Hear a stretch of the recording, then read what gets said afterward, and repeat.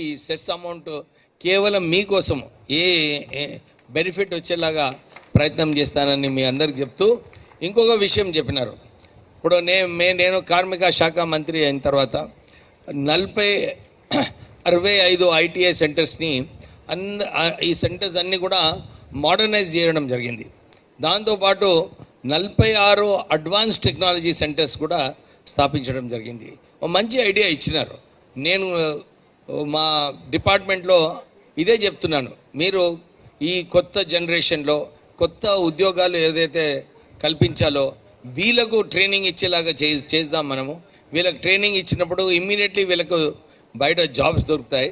So మీరు ఫోటోగ్రఫీలో కూడా ఒక కోర్స్ పెట్టమనంటే డెఫినెట్లీ మేము కూడా ఆలోచించి పెడతాము. సో మీరు వచ్చి మా డిపార్ట్మెంట్ ఆఫీషియల్స్తో మాట్లాడి ఏటీసీ సెంటర్లో మనం చేయొచ్చు. ఎందుకంటే ఇప్పుడు ఇంతకుముందు లాగా లేకుండా ఫోటోగ్రఫీ ఒక ప్రొఫెషనల్, చాలా న్యూ టెక్నాలజీస్ వస్తున్నాయి, కొత్త కొత్త వేలో ప్రజెంటేషన్స్ చేస్తున్నారు. సో ఇది ఒక కీలకమైన ప్రొఫెషన్ అయిపోయింది. So we will be ready from the advance technology centres ద్వారా ట్రైనింగ్ ఇప్పించి వీళ్ళకు కూడా మంచి ఫోటోగ్రాఫర్స్ చేయడానికి.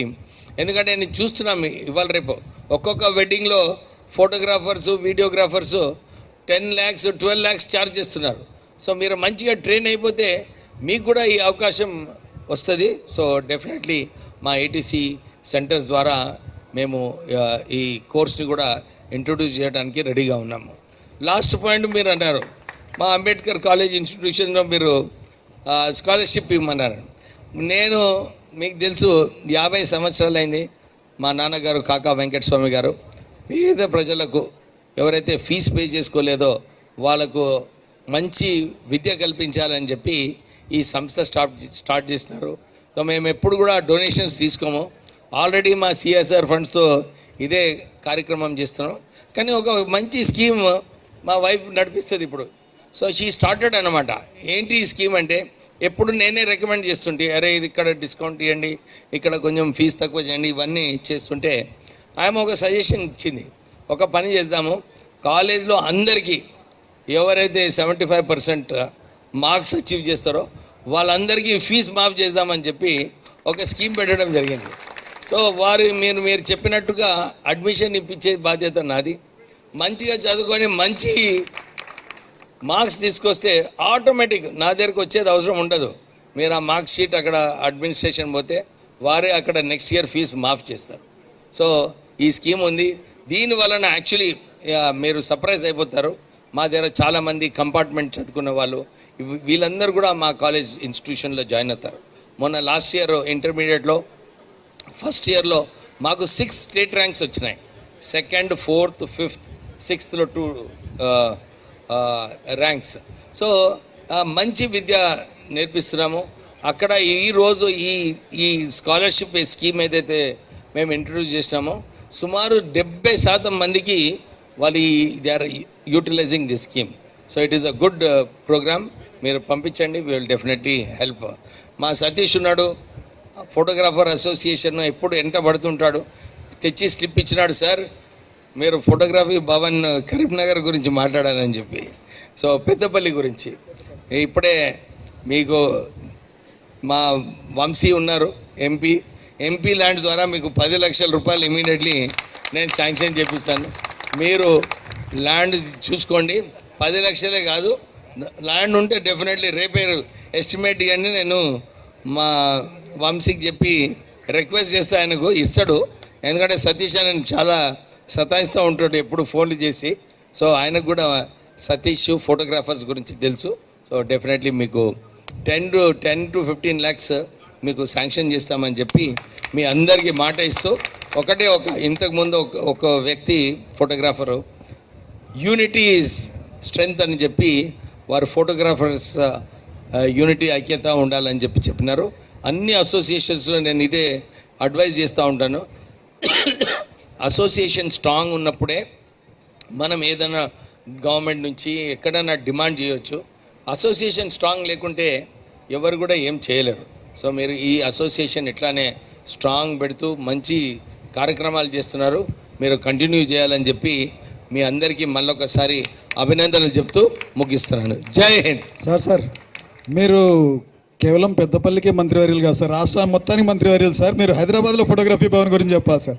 హైదరాబాద్లో ఫోటోగ్రఫీ భవన్ గురించి వాళ్ళ జిల్లాలో వాళ్ళు చూసుకుంటారు, కానీ నేను రాష్ట్రం మొత్తం ఉన్నారు సార్. చేద్దాం ఏదో ఒకటి. డెఫినెట్లీ హైదరాబాద్లో మీరు జాగా తీసుకుంటే, జాగా ఉందా ఆల్రెడీ? లేదు సార్. మరి ముఖ్యమంత్రి గారితో మాట్లాడదాం. ఉన్నారు, బొజ్జు గారు ఉన్నారు, రామరెడ్డి గారు ఉన్నారు, మినిస్టర్ గారు కూడా మాట్లాడారు. చాలా సన్నిహితులు ముఖ్యమంత్రికి. వీళ్ళు చెప్తే ఇందాక నేను చెప్పలేదు సార్, కానీ నేను చాలా పని ఉందని చెప్పింది, అందుకే సార్. రాండి మీరు. తర్వాత మీరు మెదక్ జిల్లాకి ఇన్ఛార్జ్ కూడా ఉన్నారంట, మరి మెదక్ జిల్లా వాళ్ళు కూడా ఉన్నారు. నేను చూసుకుంటాను. మెదక్ జిల్లా ఇన్ఛార్జ్ అధ్యక్షుడు. మొన్న కలిసినాం కదా. Thank you sir. ఓకే, నేను మీరేమనుకోదు, నాకు వేరే ప్రోగ్రామ్ ఉంది. ఒక నిమిషం సార్, జస్ట్ 1 minute పంపిస్తాను సార్.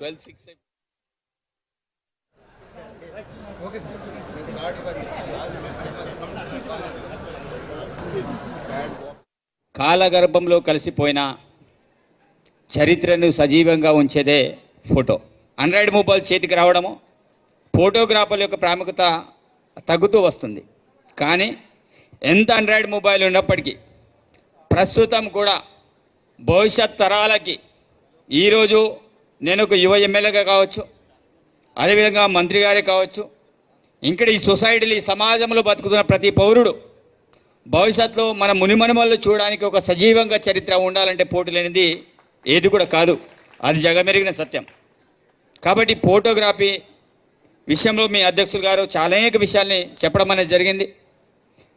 వాస్తవంగా ఈరోజు ఫోటోగ్రఫీ లేనిది ఏది కూడా లేదు. వాస్తవంగా మీడియా సంస్థ కూడా ఫోటో లేనిది అది పనిచేయలేదు. రాజకీయ వ్యవస్థ అయినా ఫోటోగ్రఫీది పనిచేయలేదు. ఏ వ్యవస్థ అయినా సరే ఒక చరిత్రను సజీవంగా ఉంచుదామంటే కంపల్సరీ ఫోటోగ్రఫీ అనేది అవసరం. ఆ రోజుల్లో తీసుకునే ఫొటోసు ఈ రోజుల్లో ఉన్నాయి.